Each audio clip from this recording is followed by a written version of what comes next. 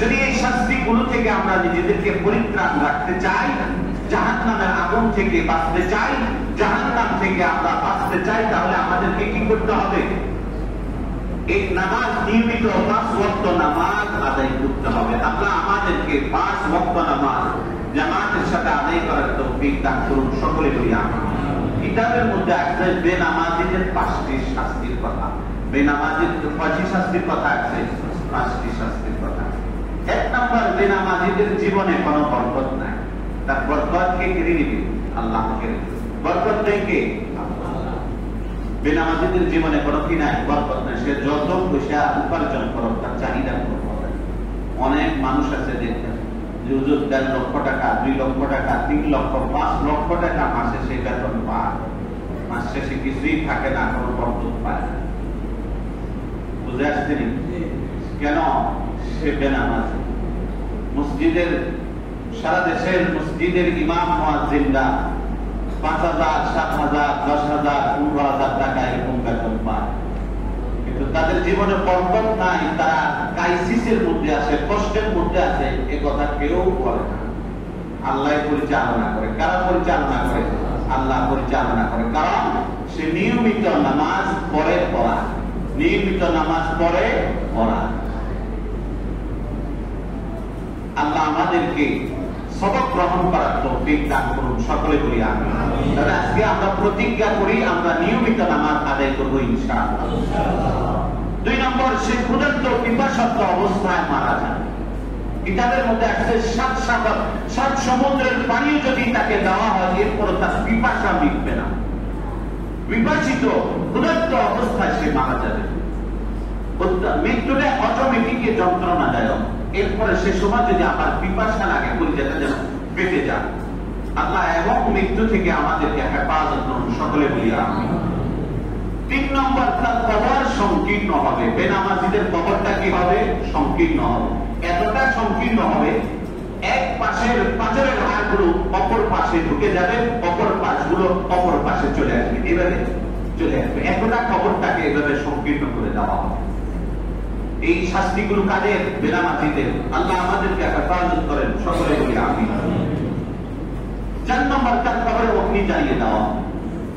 তো তার কবরটাই জাহান্নাম হয়ে যাবে। তার কবরটা কি হয়ে যাবে? জাহান্নাম হয়ে যাবে। কবর যদি জাহান্নাম হয়ে যায়, এটা কবর হচ্ছে পরকালের প্রথম ধাপ। এই ধাপটাই যদি জাহান্নামে হয়ে যায়, তাহলে এরপরের ধাপগুলো তাদের জন্য কি হয়ে যাবে? কঠিন হয়ে যাবে। 5 নম্বর, তার কবরে বিষধর সাপ, অর্থাৎ ভয়াবহ যন্ত্রণাদায়ক সাপ বিচ্ছু নিয়োগ করে দেওয়া হবে, ফলে তারা সবসময় দর্শন করতে থাকবে। আল্লাহ এই কঠিন শাস্তি বেনামাজিদের জন্য রেখেছে।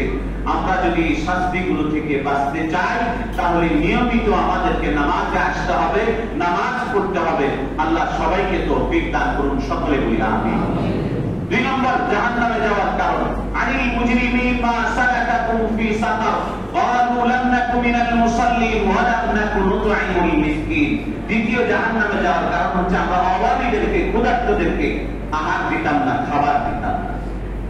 আপনি দেখেন, ক্ষুধার্ত আমার পাশে ক্ষুধার্ত আছে, তাকে খাবার না দেওয়ার কারণে, খাবারের যন্ত্রণায় সে চটপট করার কারণে, কষ্ট পাওয়ার কারণে কোথায় যেতে হবে? জাহান্নামে যেতে হবে। আজকে ফিলিস্তিনের গাজার অবস্থা আমরা সবাই জানি কতটা করুণ, কতটা পরিস্থিতি। শিশুরা অনাহারে মারা যাচ্ছে, মানুষ খাদ্যের অভাবে কষ্ট পেয়ে মারা যাচ্ছে। যতটা গুণের আঘাতে মারা যাচ্ছে, বর্তমান সময় তার চেয়ে বেশি অনাহারে মারা যাচ্ছে। আর চতুর্দিকের আরব রাষ্ট্রগুলো শুধু মস্তি করতেছে, মজা করতেছে। এর মাসুল তোমাদেরকে দিতে হবে, কঠিন দিতে হবে। আজকে অনাহারে গাজার যে শিশুরা নির্দয় হয়ে দুনিয়া থেকে বিদায় নিচ্ছে, পৃথিবীবাসীকে এর চরম মাসুল দিতে হবে। চরম মাসুল আমাদেরকে দিতে হবে। শরীয়তের নিয়ম হচ্ছে, কোন দেশ যদি আক্রান্ত হয়, সর্বপ্রথম দায়িত্ব হচ্ছে তার পাশের দেশের। সে যদি সহযোগিতা করতে ব্যর্থ হয়, তারপরে দায়িত্ব তার পাশের দেশে। সে যদি ব্যর্থ হয়, এরপরে পাশের দেশে। এইভাবে কোন অঞ্চল যদি আক্রান্ত হয়, এভাবে গোটা দুনিয়ার উপরে দায়িত্ববান এসে যায়।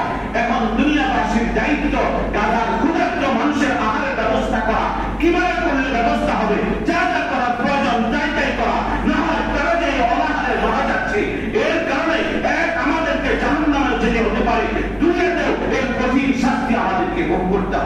এটাই চরম সত্য কথা।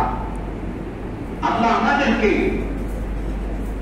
প্রত্যেকের জায়গা থেকে তাদের সহযোগিতায় এগিয়ে আসার তৌফিক দান করুন সকলে করি। গাজার মানুষের উপর আল্লাহর গায়েবী মদদ আসে, আমরা দোয়া করি আল্লাহ সেই তৌফিক দান করুন সকলে বলি আমিন। এবং গোটা মুসলিম বিশ্বকে তাদের সহযোগিতায় এগিয়ে আসার, সতর্ক হওয়ার, সচেতন হওয়ার তৌফিক দান করুন সকলে বলি আমিন। ওয়া আখিরু দাওয়ানা আনিল হামদুলিল্লাহি রাব্বিল আলামিন। যারা সুন্নাত